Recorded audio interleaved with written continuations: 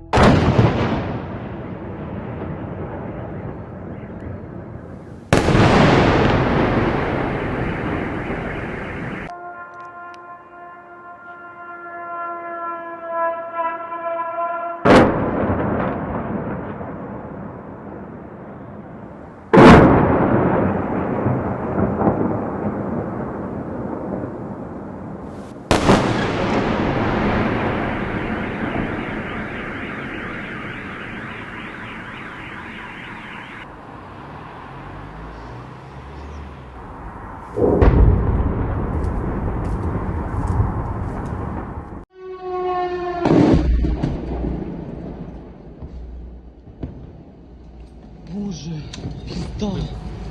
Вибух пройшов дуже швидко. Короче, від балкона нічого не осталось. Повилітали. Повсюди стекло. Я повиводив, виходить, дітей, своїй тьоті. І там двоє дітей, одна, якому 2 роки зараз, і старший є, і свою дівчину вивів на вулицю. Пізда. Побачив чоловіка, який сидів, кричав про допомогу. В нього була нога переломана, і так, по те, що я бачив, то, мабуть, ще й пробита була. Ми, виходить, перше, там дитина кричала про допомогу.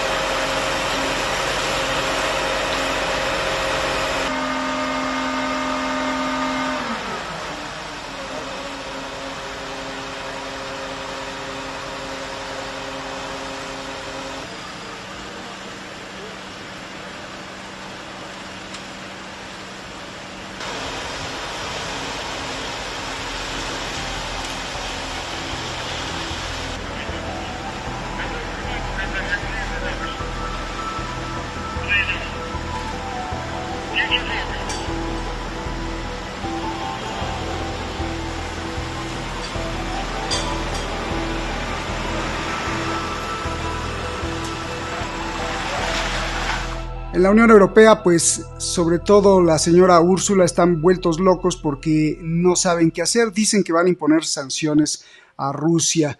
Este es prácticamente el parte de guerra hasta este momento. I'm outraged by the attack on Kyiv, also hitting our EU offices. This was the deadliest drone and missile attack on the capital since July. And as you can see behind me on the screen, it was an attack also on our delegation. I just spoke with our deputy ambassador, and I'm relieved that none of our staff were harmed. Last night's attack struck in close proximity of the diplomatic mission, the representation of our union 2 missiles hit in a distance of 50 meters of the delegation within 20 seconds.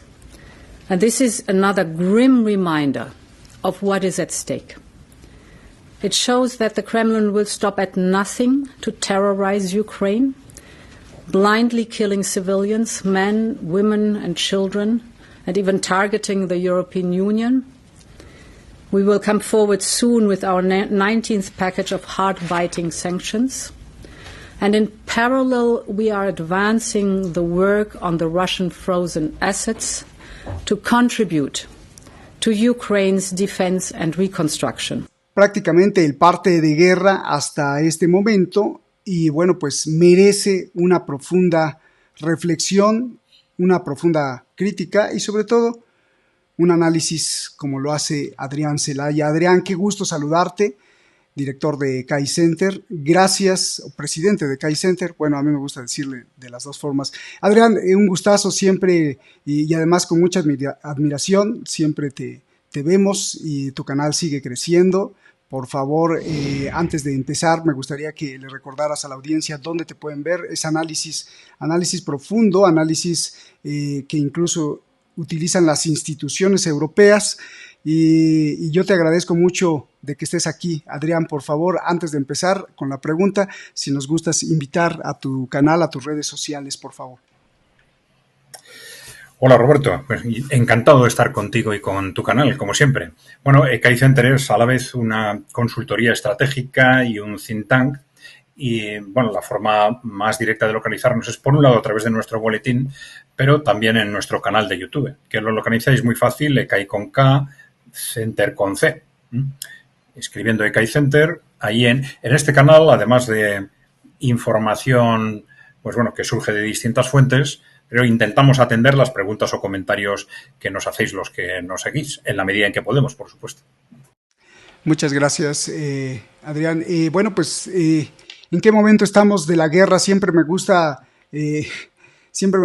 entrevistarte y saber lo que vas pensando y cómo va evolucionando con todos estos últimos acontecimientos. Veo además algo que me dio risa, una fotografía que la estoy buscando por ahí, de las tropas españolas, con la que el diario El País el día de hoy publica que el gobierno español está feliz porque ya están cumpliendo con el 2% del Producto Interno Bruto destinado a las armas. Dios mío, deberían estar contentos porque pues haya seguridad social, sobre todo para los españoles, que muchos se quejan. Eso por un lado. Por el otro lado, en medio de la guerra, pues el CEO de Rheinmetall, una de las principales fabricantes o fábricas de armas del mundo, sobre todo la primera en Europa, pues felices también porque van a abrir una nueva planta de armas. Y en este contexto, pues yo te pregunto, viendo los ataques en Kiev,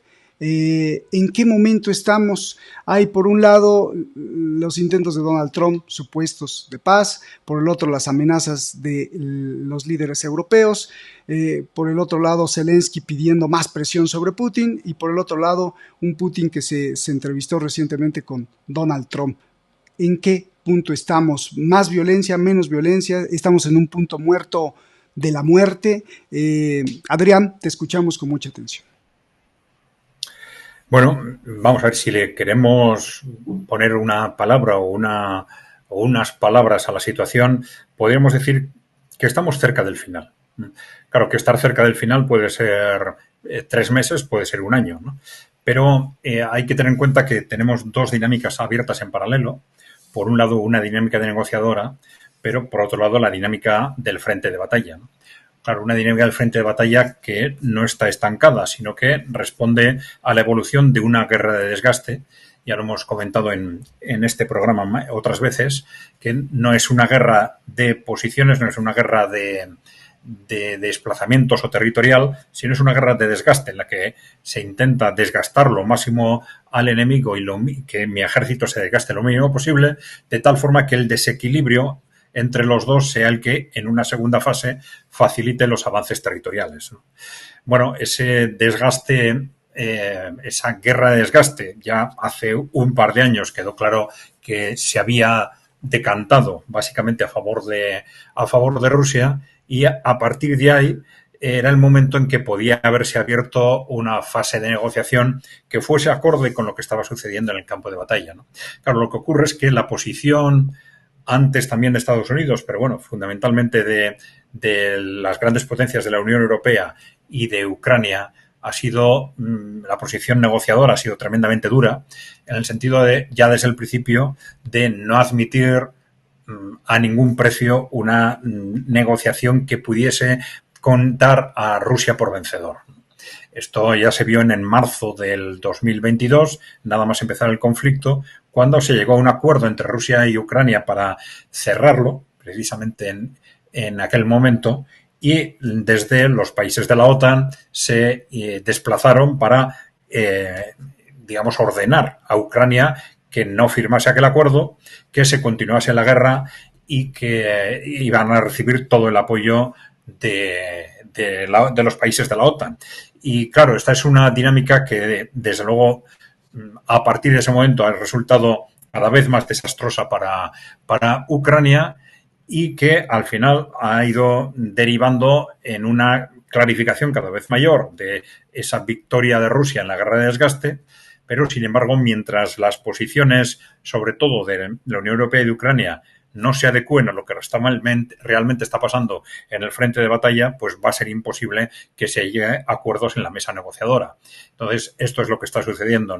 Las posiciones negociadoras todavía son excesivamente distantes para que se llegue a acuerdos de fondo, ¿no?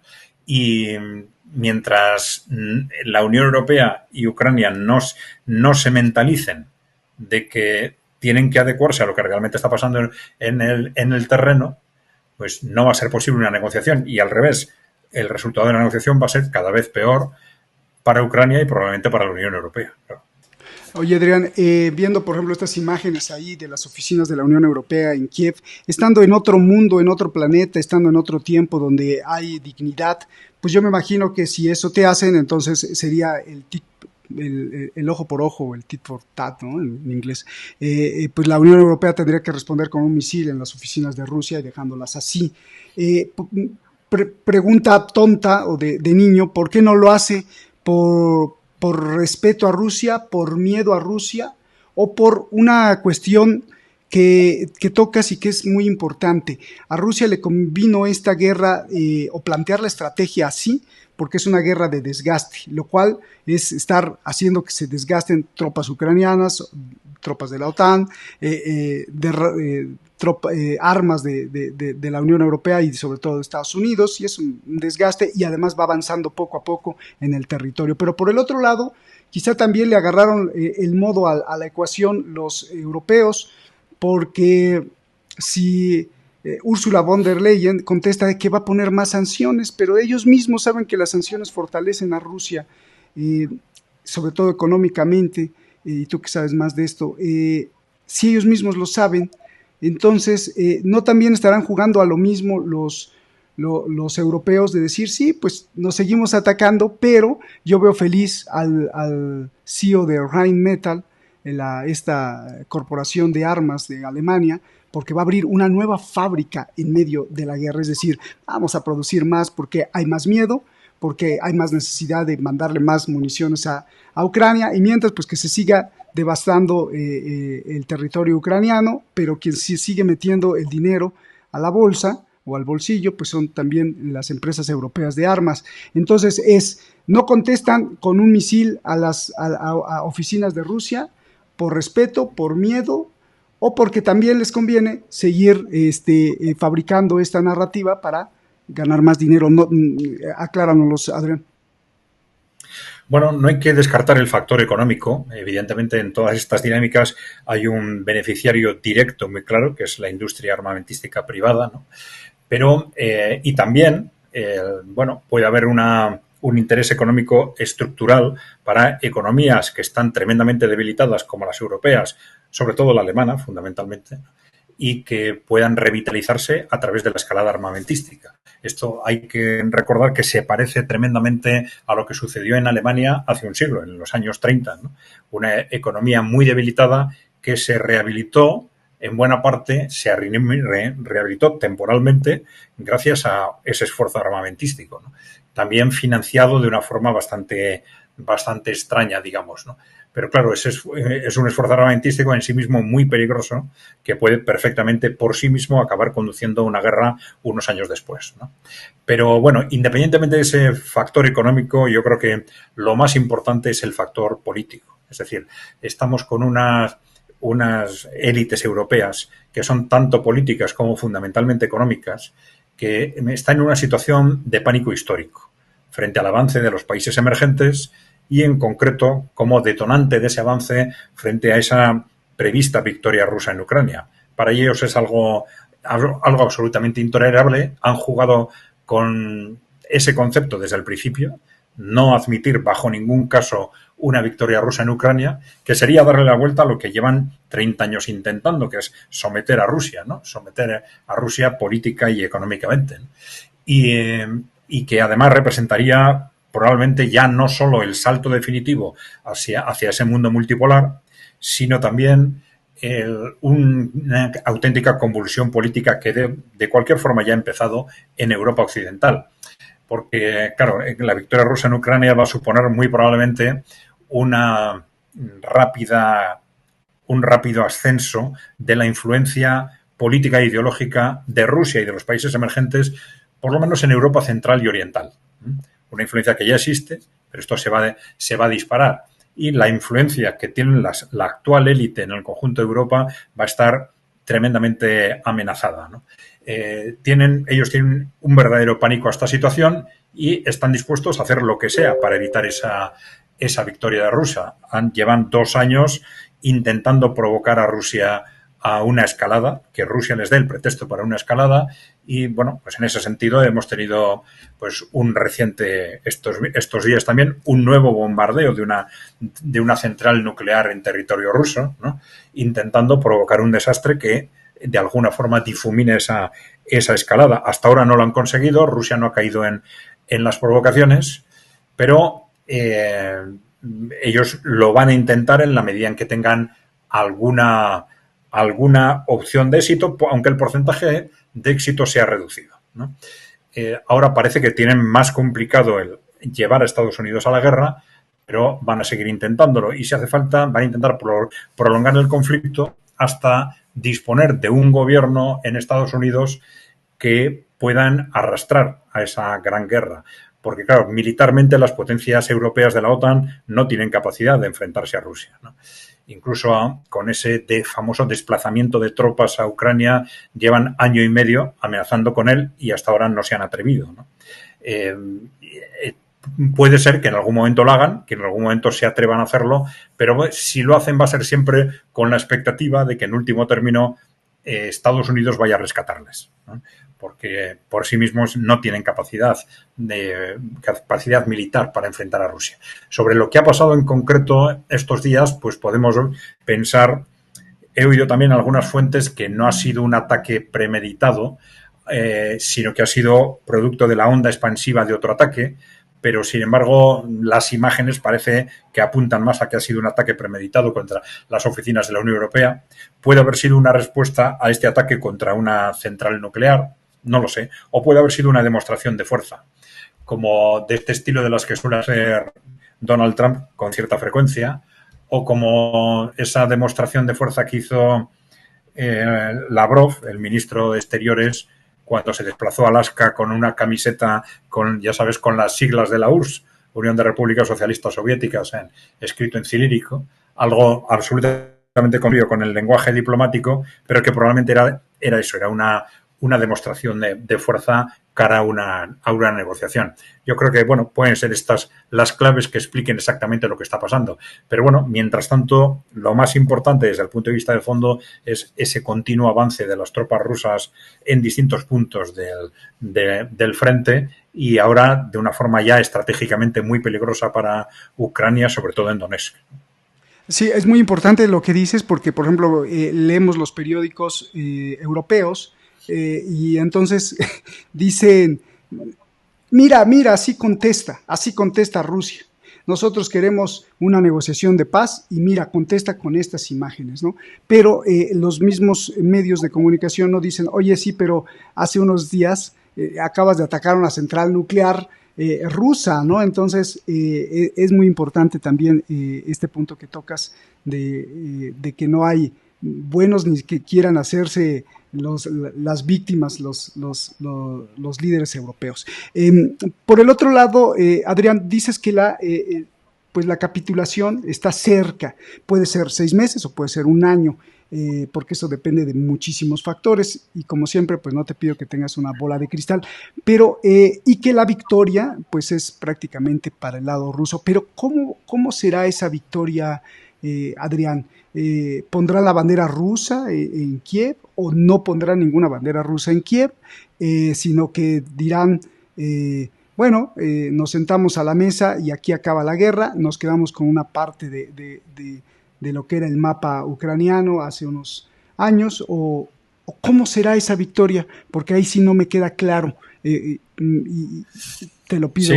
Sí, podemos utilizar la lógica para prever lo que es más probable, ¿no? Y si pensamos en la lógica, yo diría que si no va a haber una bandera rusa en Kiev, por razones estéticas, pero sí probablemente una ocupación. ¿Por qué? Porque una cuestión a decidir en función de la guerra es qué regiones de Ucrania quedan incorporadas a Rusia, ¿no? Que probablemente, además de las 4 de las que ahora se está hablando y de Crimea, probablemente incluye las otras 4 regiones adyacentes, incluyendo Odessa y el acceso al Mar Negro, ¿no? Pero esa es solo una de las cuestiones y probablemente no la más importante. La segunda cuestión clave es el futuro institucional del resto de Ucrania. Es decir, Ucrania está basada, la Ucrania actual, en una configuración institucional que sufrió 2 cambios. Uno después al final de la Unión Soviética y otro también muy radical en el año 2014 con ese golpe de Estado que dimos desde la Unión Europea y Estados Unidos, ¿no? Entonces, lo que Rusia va a necesitar, es decir, no solo, digamos, una seguridad, un marco de seguridad basado en esas regiones que se incorporan a Rusia, sino evidentemente va a necesitar y va a exigir que al otro lado no haya un Estado rusófobo y permanentemente aliado de la OTAN y beligerante contra Rusia, porque si no sería simplemente atrasar el problema pues, unos kilómetros, ¿no? Entonces yo creo que esta va a ser la segunda cuestión, es decir, ¿cuál va a ser el futuro institucional del resto de Ucrania? Entonces, para asegurar que Rusia va a ser el que defina al final cuál va a ser ese futuro institucional del resto de Ucrania, y esto probablemente va a requerir que la capitulación incluya un sometimiento de las instituciones ucranianas a las condiciones que Rusia establezca. Y esto, visualmente cómo se manifieste, si va a haber o no, como tú dices, una bandera en Kiev, igual no es lo más importante, pero una ocupación, de hecho, yo creo que casi seguro.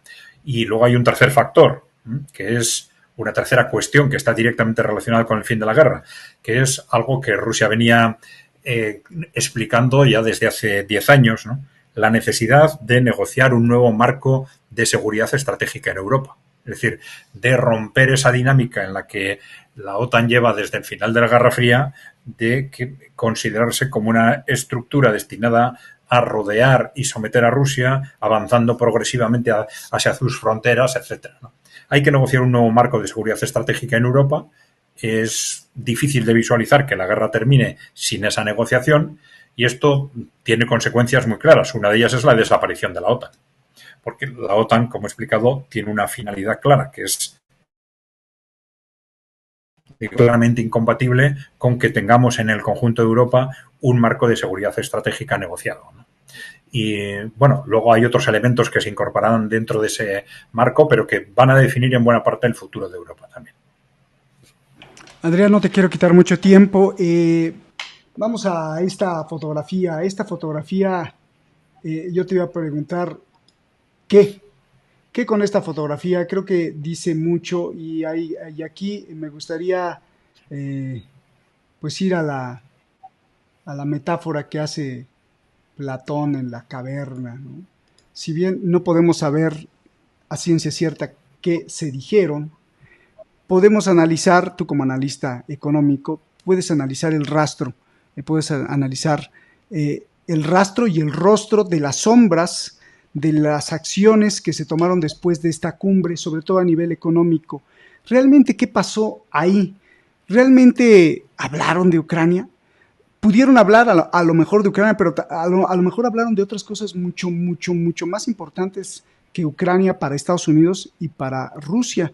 Por ejemplo, una alianza con China, por ejemplo, que Trump le haya propuesto, mira, dejas de estar pegándote a China y yo te dejo en paz y yo voy a aplastar a los europeos, porque finalmente Trump tiene esas ganas de deshacer la OTAN y de aplastar a los europeos, a los líderes europeos, no al pueblo. Bueno, me imagino que al pueblo también no le importa, pero las cuestiones con los BRICS, por ejemplo, cosas mucho más importantes que podrían ser para la economía de los Estados Unidos como hegemón en el mundo, o en realidad sí se sentaron a decir, oye, pues hazle un favor a Zelensky, no creo, o no sé, ¿tú cómo ves en el sentido de analizar ya a varios días que ya han pasado, el rastro y el rostro o la cara de las sombras de las acciones, sobre todo económicas, no militares, porque finalmente en el campo de batalla todo sigue igual. Entonces sí, creo que la pregunta vale la pena. ¿Qué se dijeron? ¿Qué están viendo estos dos líderes a futuro en el mundo, ya no en Ucrania? O si en realidad esto es mera especulación y sí hablaron de Ucrania, por favor. Bueno, hay que pensar que hablar de Ucrania sí, pero probablemente hablaron también de muchas otras cosas. Normalmente en estas cumbres el trabajo ya está hecho cuando la cumbre se celebra. Es decir, la cumbre se acuerda realizarla cuando ya las dos partes tienen una cierta garantía de que van a tener un buen resultado, de que no van a ser un desastre, ¿no? Y con lo cual los puntos fundamentales ya están más o menos acordados normalmente. Claro, eso es la lógica habitual de la diplomacia internacional, pero ya sabemos que aquí hay un elemento que rompe siempre la lógica de la diplomacia internacional, que se llama Donald Trump, ¿no? Y que tiene una forma de actuar tremendamente táctica, independientemente de que tenga su ideología, etcétera, pero juega aparentemente en base a impulsos que le llevan una semana en una dirección y la semana siguiente en la dirección contraria, ¿no? Y esto tiene mucho que ver con probablemente su debilidad estructural dentro de Estados Unidos. Es decir, cuando Putin habla sabemos cuál es la voluntad de Rusia, cuando Xi Jinping habla sabemos cuál es la voluntad de China, pero Donald Trump transmite siempre la sensación de estar permanentemente peleando o jugando con unos u otros sectores de los que le apoyan o del establishment, ¿no? Y por eso está constantemente lanzando mensajes aparentemente contradictorios, ¿no? Entonces, sí se ha hablado mucho, y es muy posible que esto sea así, en la línea que tú apuntabas, que haya una voluntad estratégica más o menos hablada entre Rusia, China y el Estados Unidos de Trump de llegar a algún tipo de acuerdo internacional para organizar el avance hacia el mundo multipolar. Un avance que no sabemos en qué condiciones, pero que muy probablemente significaría la renuncia de Estados Unidos a ser el policía del mundo, ¿no? Y aceptar pues determinadas esferas de influencia, pero posiblemente de cada una de las partes, ¿no? Esto encajaría bastante teóricamente con esa concepción original del trumpismo, del dedicarnos a reconstruir América y dejar de desgastarnos en guerras interminables en otros territorios, ¿no? Encajaría conceptualmente, ¿no? Ahora, esta es una idea del trumpismo que luego en la práctica pues se gestiona de forma totalmente contradictoria, muchas veces manteniendo o generando conflictos, pues por ejemplo en Oriente Medio, etcétera, ¿no? Y que en este caso, en el caso de Ucrania, pues nos está situando ante un contexto en el que Donald Trump parece querer cerrar el conflicto, pero no poder. No poder por, digamos, al ritmo que quizás sería deseable. Claro, él dijo, bueno, al primer día o la primera semana vamos a terminar con ese conflicto, pero muy probablemente él se encuentra atado, por un lado, entre un Vladimir Putin al que él califica repetidamente como muy duro, porque, claro, Vladimir Putin simplemente lo que hace es no renunciar en el campo de negociación a lo que ya han conseguido en el campo de batalla. Es decir, como la guerra la tienen ganada, desde esa guerra de desgaste, pues ahora en la negociación no va a regalar lo que ya ha ganado, ¿no? Eso, pero se encuentra con esto por un lado y por otro lado con un establishment norteamericano de unas potencias europeas que no quieren ceder absolutamente nada. Entonces no tiene margen Donald Trump para llegar a acuerdos que le permitan cerrar el conflicto. Entonces tiene que volverse a saltos. Tiene que moverse a saltos intentando presionar aquí y allá, pues llevarse un día bien con unos, otro día bien con otros, mientras se crean las condiciones objetivas para que ese acuerdo, para que las posiciones estén lo suficientemente cerca.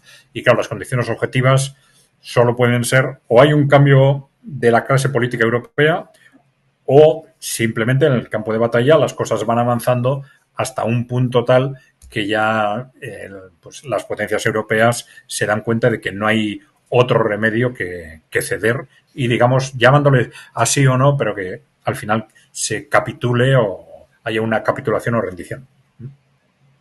Claro, sobre todo ahora ante una reunión entre Xi Jinping, Putin y Kim Jong-un, el líder norcoreano, y pues que tiene más instrumentos Xi Jinping en sentarse a la mesa con Donald Trump, en el caso de que se siente, y justamente apunta hacia estas cuestiones. En cuanto, y ya para terminar, Adrián, en cuanto al estado de Europa, al estado del lugar donde vives, no solo España o no solo el País Vasco, sino todo este continente.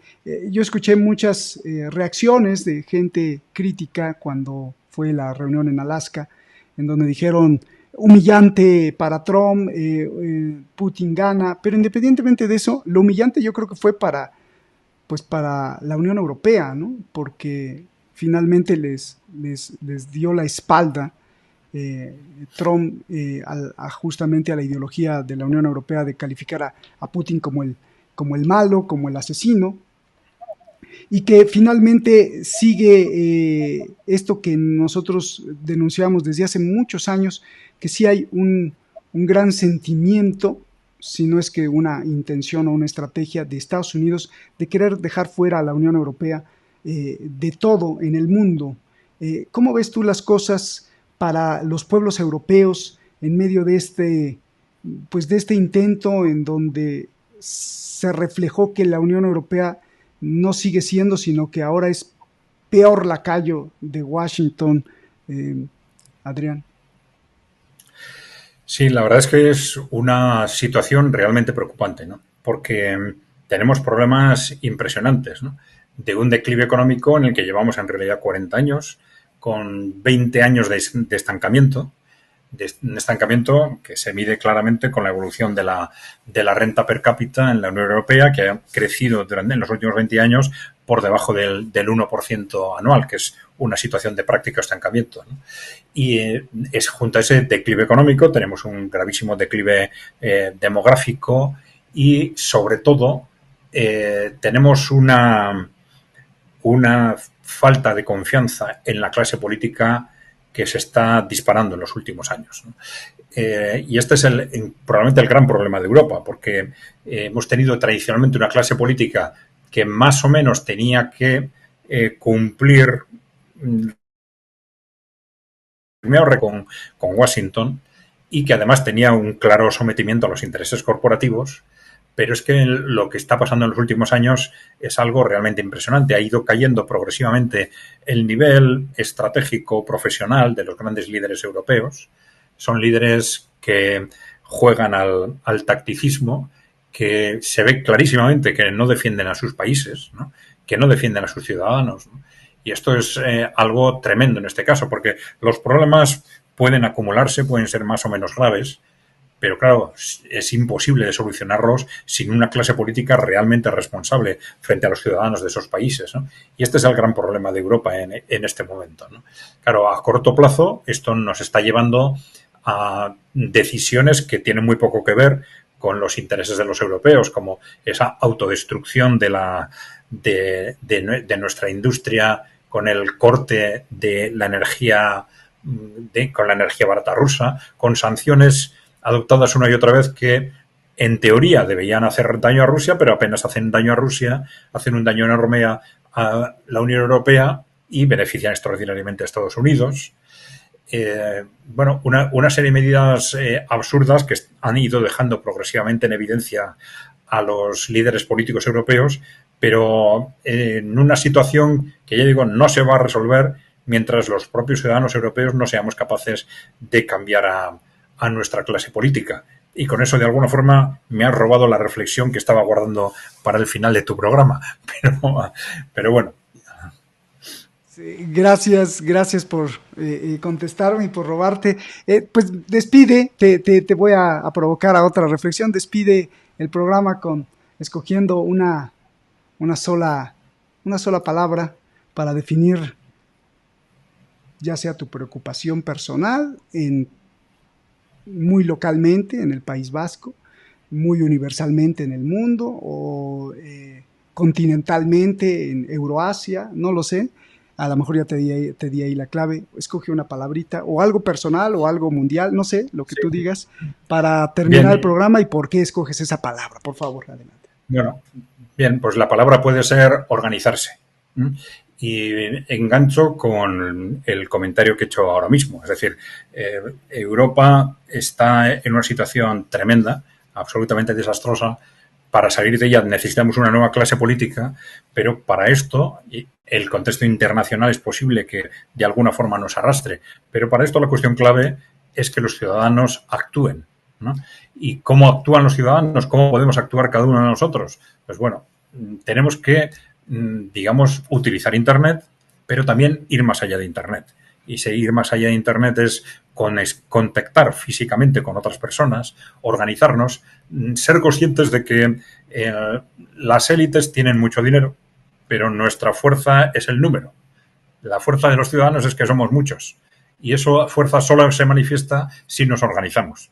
Y ya sé que hay mucha desconfianza acumulada con sindicatos, partidos políticos, etcétera, que han defraudado constantemente las expectativas. Pero bueno, de una u otra forma no hay más remedio que organizarse, crear nuevas organizaciones o intentar modificar las que ya existen. Pero yo creo que esta es una idea que es fundamental para los ciudadanos europeos y para los del conjunto del mundo, evidentemente, porque problemas similares hay en Estados Unidos y hay en el conjunto de América Latina, por ejemplo. Pues muchas gracias, Adrián. Que no quede en tertulia la cuestión, ¿no? Que no quede en una discusión política entre amigos con unas cervezas o unas copas, sino que de ahí se pase a la acción, de ahí se pase a protestar frente a gobernantes corruptos, de ahí se pase a exigirles a los políticos y que no solo quede en una buena reunión con unas buenas copas y ya ahí se mueran las cosas, ¿no? Y solamente se quede en queja. Muy bien dicho, Adrián. Muchas gracias. Gracias por aclararnos, por explicarnos, por darnos paso a paso los elementos para entender más las cosas que están pasando, sobre todo a nivel mundial. Nos vemos, a ti que nos ves en cualquier parte del mundo, pues muchísimas gracias. Adrián, hermano, un gran abrazo nuevamente y a ti, gracias a ti, a cualquiera que nos esté viendo, pues gracias por pertenecer a esta unión detrás de la razón, que es hablar ya sea a favor, en contra, criticar, pero sobre todo reflexionar acerca de lo que está pasando. Muchas gracias, nos vemos hasta la próxima. Gracias, Adrián, un abrazo gigante. Gracias, que estés muy bien.